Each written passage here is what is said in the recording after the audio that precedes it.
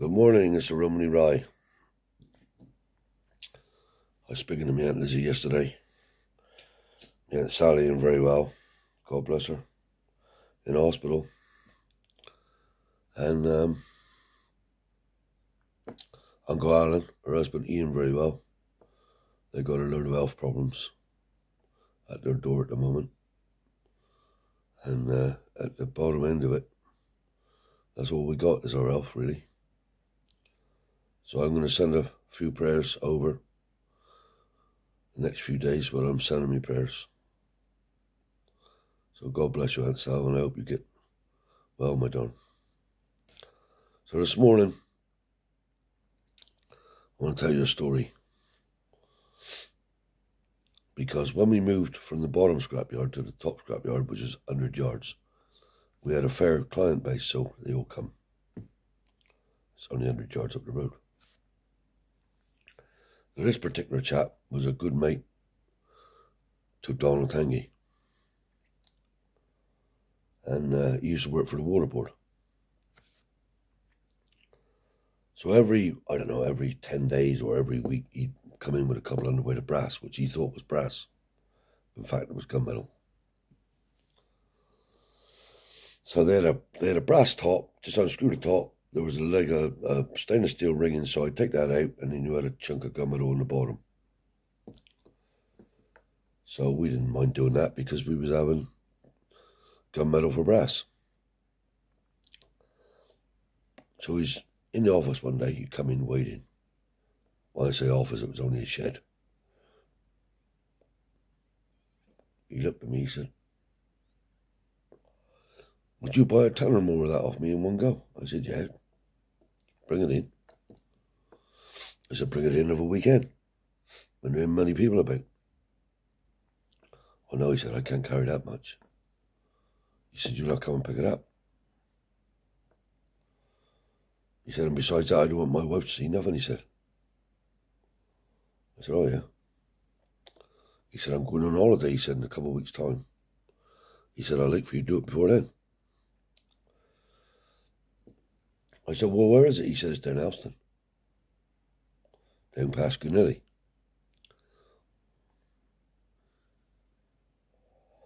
I said, "Who knows about this?" He said, "I've been there 3 weeks," he said. "I haven't seen nobody. On and off." I said, "All right." I said, "We'll do it next Thursday morning." "All right," he said, "I'll meet you in Elston." He said, "You can follow me out through." Donald comes in early in the morning. Because Donald wasn't a very early man like that. He was on time, but never early. Anyway, we goes off, meet this bloke in Elston. He got a Southwest water van. Off he goes.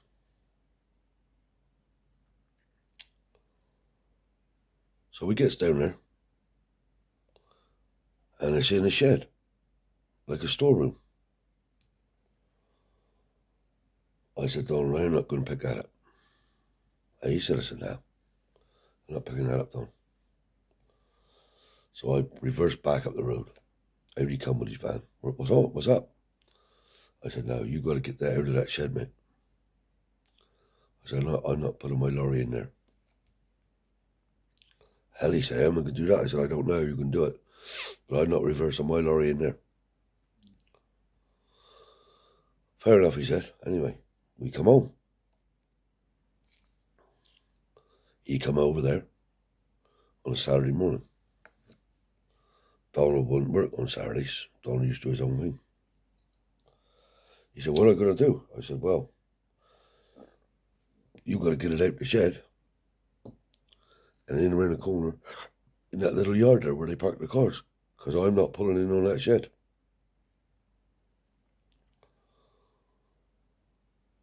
And he said, "What am I going to do?" I said, "Well, I don't know what you're going to do. Leave it with me," he said. "Come back in on the Tuesday." "I done that," he said. I said, "What have you done?" He said, "I borrowed my mate's horse box." I said, "Yeah." He said, "I pulled it in the car park." It's in the car park. I said, why didn't you pull it right up here? He said, no, too much weight. Tires is flat, he said. I said, all right, down we goes again then, knew where it was.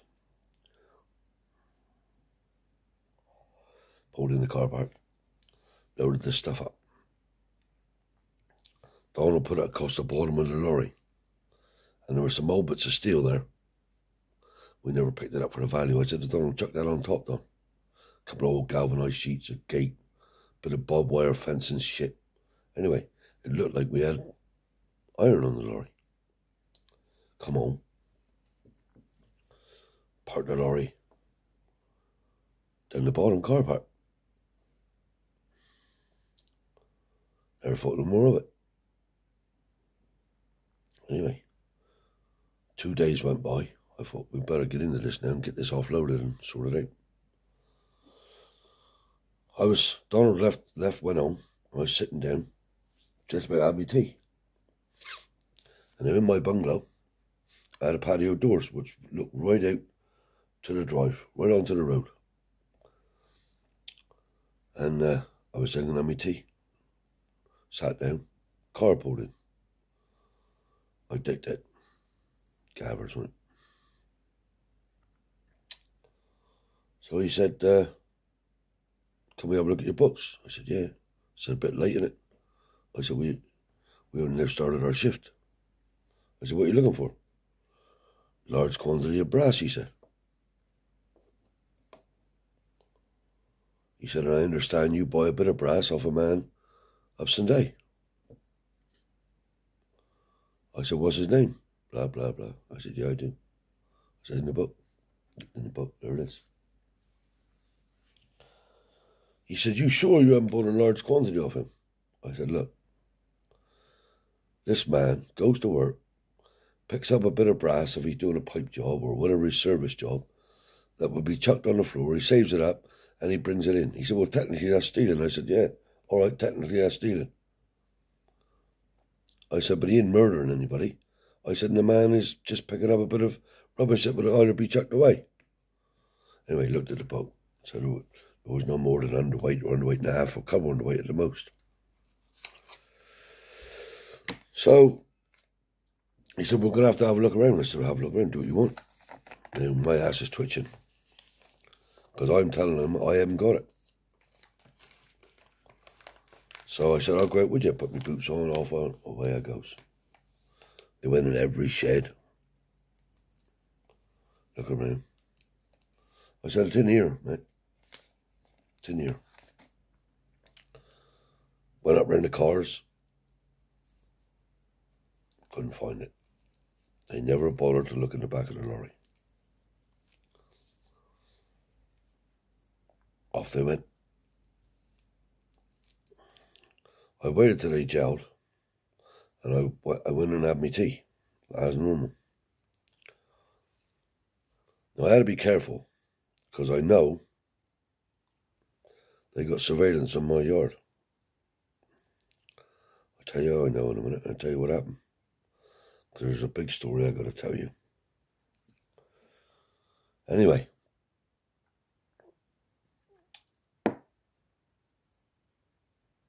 No phones. Donald didn't have a phone. I jumps in the car. Goes down to Donald. Donald about Mustangy. Yeah, he's getting ready to go out, she said. Don, Clarence is Clark. They used to call me Clar. Clar's here. He come down over, half dressed with his bit of good togs on to go out, see? What's the matter, much? I said, Don, that brass. I said, the gabber's been looking for some brass. Fucking hell, he said. I said, I'll have to bring it here. Oh, he said, I don't know. I said, well, I'm going to have to. Or else dump it. Or he said, we'll put it down the bottom. In beside my shed. He don't want his brother to take it, see? Or anybody else come to that. So I goes on. This was about 8 o'clock now. Gets the lorry, takes it down. Unloads it. Donald comes in the next morning. He said, what are we going to do? I said, what you're going to do, old cock? I said, is get on right now. Clean that brass up. Bag it up. said, it's going to go on the lorry straight up to Turner's. The next time we go up. All right, he said. So he went home. Cleaned it all up. Put it in the right bags. So on the Monday, I had a load of metal to take up. So we loaded the metal and we left the hole right in the middle of the lorry. Fake this stuff in the middle of the lorry. Now, hard work, sweating me guts out. It was over a ton. Loaded in the middle of the lorry, put the alley over the top. Sheeted it down. Off I goes. Gets rid of it anyway. A couple of 3 days went by, in comes the mush.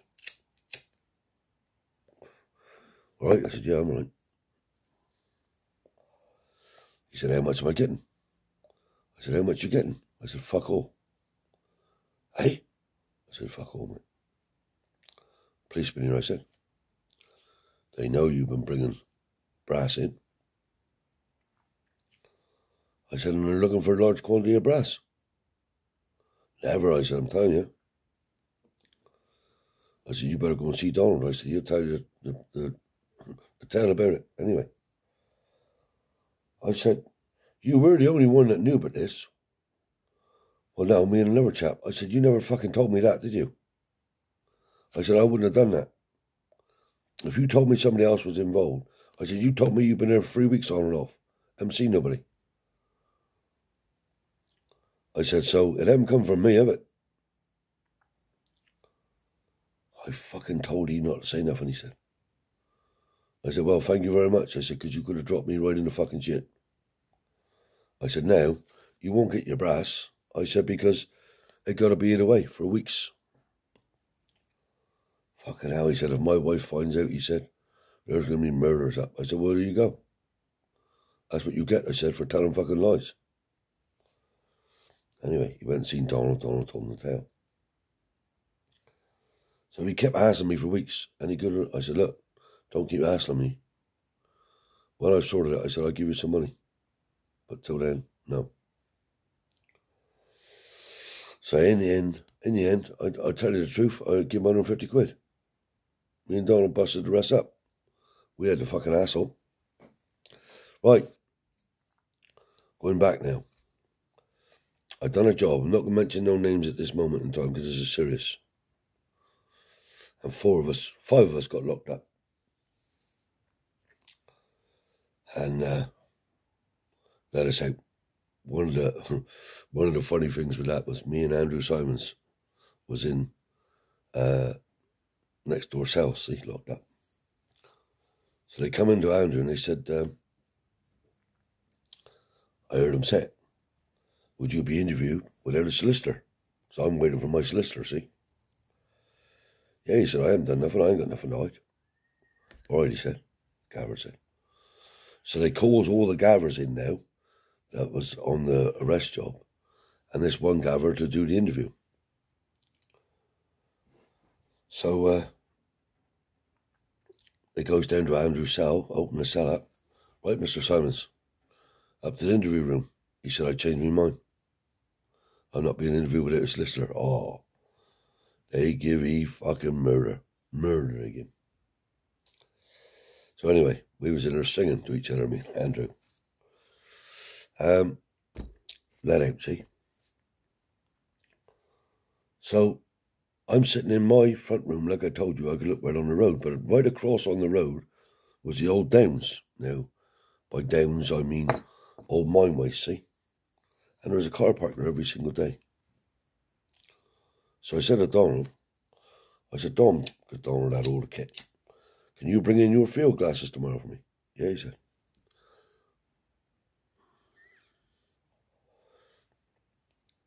So I dipped through these binoculars, and this mush is sticking at me, more or less, like I'm digging at E.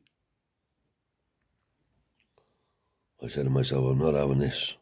I knew what was on. And later on, I'll tell you why I knew what was on. So I thought, if I go out in my driveway now and turn right and head up towards the Downs, he's going to jail. So what I'll do is I'll turn left up the village, down through the bottoms, down through the sands, right where Donald lived, and then back up over the downs. Back up over the downs, I pulls right in behind this mush. I'm driving fast now, so he got no chance to get away. He can't go forward because there's a big dip. I flings the car door open, goes over, bangs on his window. What are you doing? Oh, I know Chris Instance. I said, what are you doing? I know Chris Instance. So I looked like that, and he had a gun in the passenger well, sticking up. I knew it was an air gun. I knew that. I said, wind the window down. No. And the chap's in there like this now. So I picks up a rock, and I bang, and pops the window. And I lets you have 2 straight punches right on the jaw and on the top of his nose here. He's bleeding like a bullet now.